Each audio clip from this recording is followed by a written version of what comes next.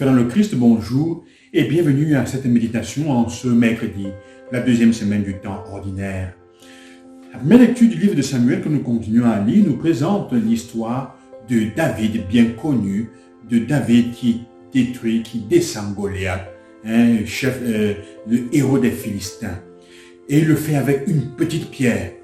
La parole que je voulais retenir et qui nous aidera dans notre méditation, même pour comprendre un peu l'évangile, selon moi, est le fait que David dit à Goliath, toi tu viens à moi, tu viens me combattre contre moi avec des épées, avec une épée, un bouclier, un javelot. Et moi je viens contre toi simplement avec le nom du Seigneur. Et le nom du Seigneur se manifeste simplement, on dirait, par cette pierre, une pierre qui entre dans le front. C'est vrai que ce n'est pas ça qui tue le Philistin, parce qu'il doit utiliser sa propre épée pour lui tailler la tête. Et c'est ça, en fait, fait comprendre que c'est le Seigneur qui donne la victoire. L'évangile, lui, Jésus c'est toujours dans la situation de cet homme qui, le jour du sabbat, vient là et a besoin d'être guéri. On continue un peu avec le thème d'hier, où la question que Jésus veut faire comprendre, c'est qu'est-ce qui est important? L'apparence de la loi ou l'esprit de la loi? On se pose la question de savoir comment, à la fin, les pharisiens et les sadducéens se mettent ensemble, déjà pour commencer, pour penser comment tuer Jésus. Et on est qu'au chapitre 3 de Marc, quand il faudra arriver au chapitre 14, 15 et 16 pour voir la chose se réaliser. Mais déjà, on attaque Jésus, on prépare déjà sa mort. Et on peut se demander pourquoi, qu'est-ce qu'il a fait en fait? Qu'est-ce qu'il a fait? En fait, il est en train de mettre en crise un système. Un système construit sur l'apparence et non pas sur la vérité de la loi.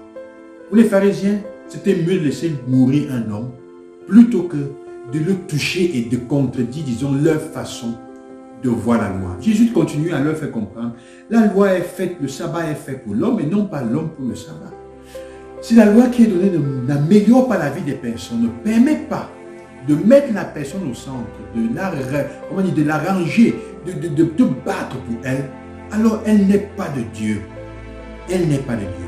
Si je viens en face de quelque chose, en face de toi, avec le nom de Dieu, je dois être capable d'anéantir tout ce qui apparemment tient l'homme subjugué, sous un joug. Et c'est ça qui va tuer Jésus.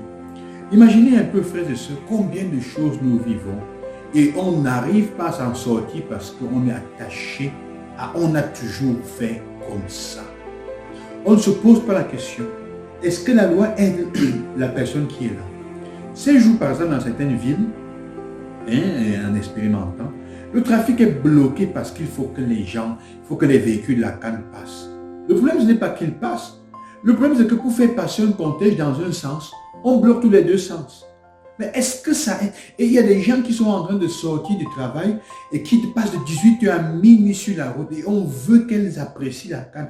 Est-ce que ce que nous sommes en train de vivre est en train d'améliorer notre vie? La canne améliore-t-elle vraiment notre vie ou non? Ça, c'est la question qu'il faudra se poser. Et que dans les débats de journaux télévisifs, on est en train d'éluder. On tourne autour. Non, il faut montrer aux gens que notre canne, que le Cameroun est accueillant, qu'on voulait cette canne. Mais est-ce que la canne est en train vraiment, la manière avec laquelle on la vit, mettre en pratique certaines choses, est-ce que vraiment ça fait grandir le peuple camerounais, le pays? Qu'est-ce qui va se passer après? C'est ça un peu que nous devons nous poser. L'apparence de la loi. Mais Jésus continue à dire, il faut aller à l'esprit de la loi. On ne l'applique pas simplement pour appliquer.